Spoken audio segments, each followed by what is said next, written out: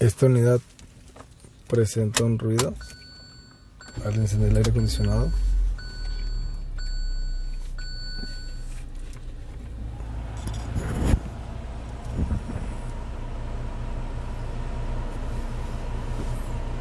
Y desprende un fuerte olor dentro de la cabina. Ahorita vamos a escuchar el silbido de una fuga que está proveniente del evaporador del aire acondicionado, el cual se escucha sin acelerar la unidad ni aumentar la velocidad del motor soplador.